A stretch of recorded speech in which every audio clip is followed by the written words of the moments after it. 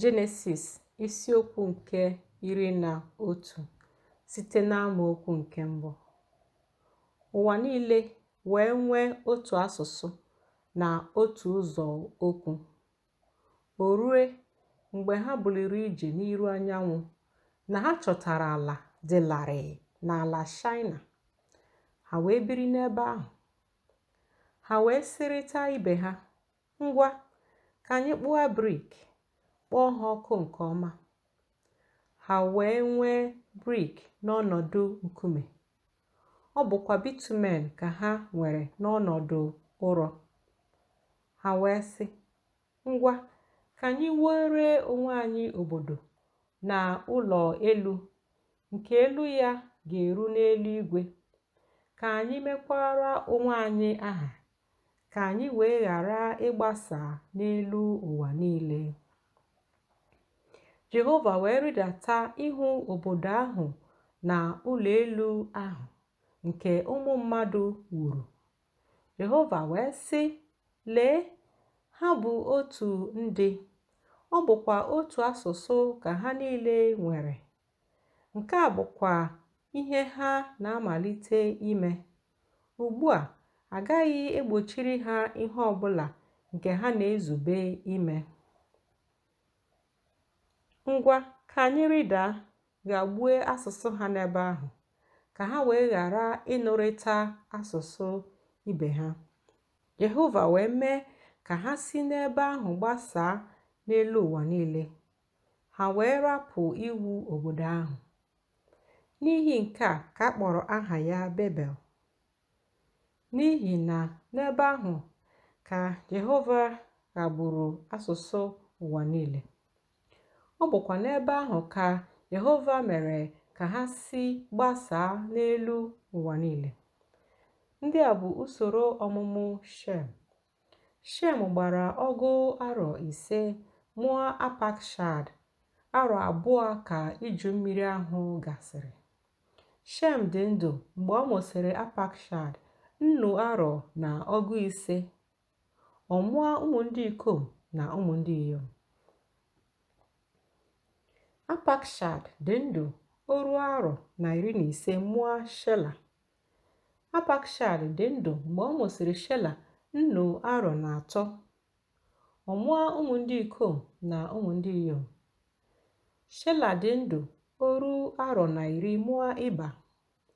Shela dị ndụ mgbe ọ mụsịrị Ịba nnu arọ na 3. Ọ mụọ ụmụ ndị ikom na ụmụ ndị inyom. Ịba dị ndụ oru arọ na 14 mụọ Peleg. Ịba dị ndụ mgbe ọ mụsịrị Peleg nnu arọ na oru na 10. Ọ mụọ ụmụ ndị ikom na ụmụ ndị inyom. Peleg dị ndụ oru arọ na 10 mụọ Reu.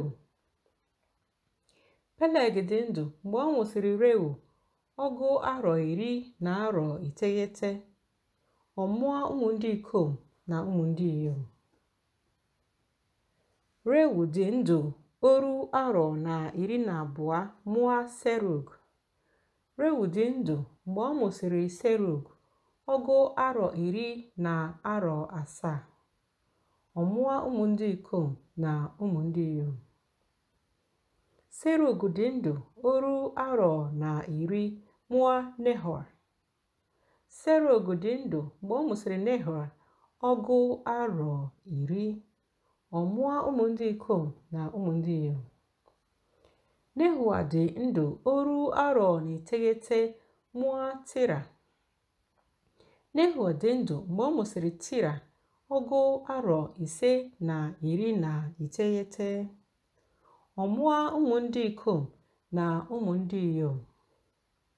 Tira dị ndụ ọgụ arọ 3 na 10 mụọ Ebram na Nehor na Heran. Ma ndị a bụ osuso ọmụmụ Tira. Tira mụrụ Ebram na Nehor na Heran. Heran mụrụ Lot. Heran wee nwụọ n'iru nna ya Tira n'ala amụrụ ya na Ua nke ndị Kaldia. Ebram na Nehor wee lụtara onwe ha nwunye. Aha nwunye Ebram bụ Serai. Aha nwunye Nehoa bụ Milka, nwa nwanyị Heran, bụ nna Milka na nna Iska. Ma Serai bụ nwanyị aga, ọ dịghị nwa o nwere. Tera wee chịrị Ebram bụ nwa ya nwoke, na Lot bụ nwa nwoke nke Heran, ya bụ nwa ya, na Serai bụ nwunye nwa ya bụ nwunye Ebram nwa ya nwoke. Ha na ha wee si na Ua nke ndị Kaldia pụọ ije ala Kenan.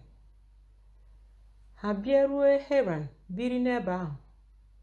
Ụbọchị niile nke Tera wee bụrụ ọgụ arọ 15. Tera wee nwụọ n'ime Heran.